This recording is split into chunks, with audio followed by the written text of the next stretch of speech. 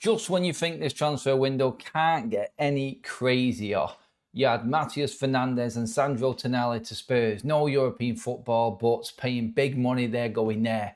Morgan Rogers to Chelsea, though. Who's seen that one coming? This was all set up for Arsenal. Arsenal had this lined up according to the reports, and Chelsea have come out of nowhere and paid 117 million for Morgan Rogers. Where's that money coming from? Financial fair play and the real changes this season have clearly benefited teams that are not in European football. Them that have got big turnovers are able to spend more money. The teams that are in Europe can't do so. There is a 15% difference in what revenue they can spend. And look, it's crazy because you're seeing teams like Arsenal, Aston Villa, Manchester United trying to be very, very careful and cautious with what they spend and what they do. And then you're getting Spurs and Chelsea that's going absolutely crazy. Look, I know Spurs have sold Cucurella. I know I know Chelsea have sold Cucurella. And then they've also sold, obviously, Santos to Manchester United. And they've got a bit of finances there to go and pay for Morgan Rogers again.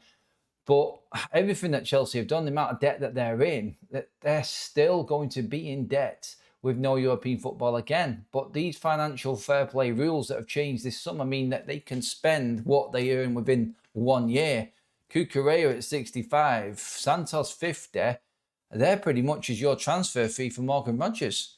The big question here is, why the hell is Morgan Rogers going to Chelsea?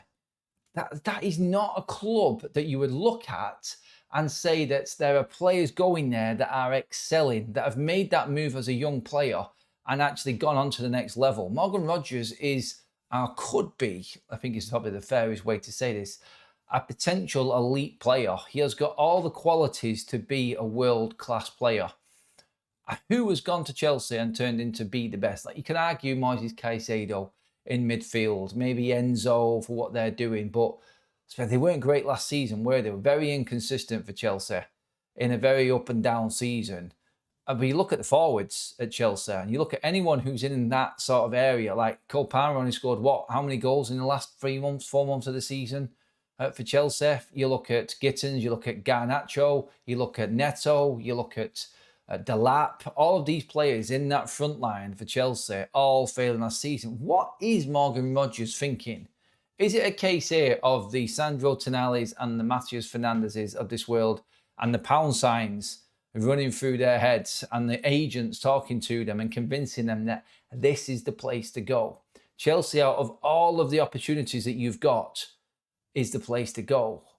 The one phrase, the one line that's probably rings truest throughout this transfer window is money talks. And then bids have gone absolutely crazy. Morgan Rogers, I think, did I say 116 before? I think it's 117 that he's gone for. Apologies if I actually said 116, but it is 117 million. He's beat the record for this summer's transfer window.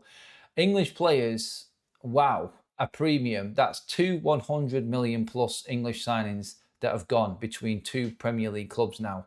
Forest and obviously Elliot Anderson and Man City, and now obviously Aston Villa selling to Chelsea. I mean, what do Aston Villa fans think of this? And if you are a Villa fan, please do get into the chat, because you are losing players. You have just lost 2 of your most creative players in the space of a week in Yuri Tillemans and Morgan Rogers. You are now competing with Newcastle when it comes to your transfer window and how much of a disaster it's actually been. Look, there's still time and it can be turned around, but how many players are left? You're looking at trying to replace some of the best players that are out there right now. It's all right saying that you're going to bring somebody else in, you're going to find a cheaper option, but you're replacing someone of the experience of Morgan Rogers. You're replacing someone of the experience of Yuri Tillemans. It's not that simple. And this is where teams end up falling down. Great. We've sold Morgan Rogers for 117 million. Think of all that money. Who are you going to get in now that everybody knows that you have got that money? Everybody now knows that Villa have just sold 2 players for over 150 million quid. So it works out at what, 152 million combined for Tillemans and Morgan Rogers. All anybody is going to say when Villa come to town for a new player is, show me the money. We know you've got it. So Villa are balancing their financial fair play situation having to scrape the barrel to bring in players. And I don't know how they can compete in the Champions League next season. That is a squad there that is aging. I know you brought in Manzambe. I know that deal is there and that is done. And that's a more youthful midfielder coming in. But he's not a Tillemans. He's not a Morgan Rogers. Who Villa bring in next and who they replace Morgan Rogers with is a question. But 2 talisman and 2 big reasons why you're in the Champions League are now gone. And you got 150 million for him. Well done. Money in the bank, and Spurs' financial situation has obviously been saved. But what happens next? Chelsea fans, I think Chelsea fans are looking at this and going, I tell you what, our season has just been salvaged in a way. I know they still need defenders, but look, they're looking to move Garnacho on and replace him with Morgan Rogers. That's a massive improvement. Obviously, they've lost Cucurella, but they've obviously got Quenda, who they bought the season before, coming in for him. So that's a like for like again for them. It's clever business from Chelsea on that side of it when you're looking at players. Yes, there are millions and millions of debt, but with the new financial fair play rules this year coming in, it doesn't seem to really matter. Unless you have a full-on future plan, for instance, to try and stay within a certain budget and stay within the UEFA rules and their budgeting for what you can do with financial fair play, then you can go and spend what you want. Anyone who's got a big stadium, who has massive revenues, who has huge amounts of money coming in made by the club, forget about how much you're losing or how much debt you're in. If your revenues and what you bring in are big, you can go crazy to try and bring yourselves back around this season. And that's what the new financial fair play rules are saying to everybody. If you've got plenty coming in, forget about what's going out. You can spend 85% of that on whatever you want and transfers. That includes agents' fees, obviously player wages, and obviously the transfer fee itself as well. So when that's all put into perspective and you put that into the picture, Chelsea have just taken full advantage of this loophole that there is within financial fair play this season. It's absolutely ludicrous. And teams that are in Europe are looking at it going, I thought we'd be better off. I thought it was great to be in European football. But no, it doesn't seem that way when it comes to spending money in the transfer window this summer.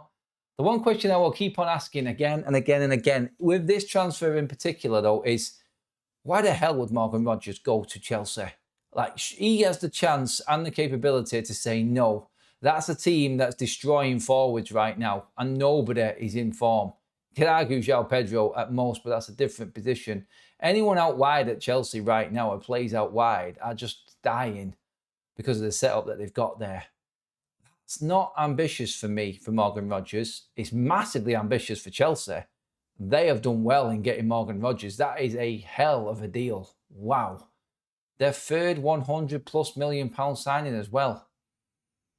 Is that ambition? Is that the right way to go? When them 3 players are Morgan Rogers, Moises Caicedo and Enzo Fernandez, they would argue yes. Let me know what you think. Get in the comment section below, everybody. Villa fans, Chelsea fans, and anybody else in the Premier League who's worrying that they just cannot compete with these big spending clubs. Get in there and let me know your concerns.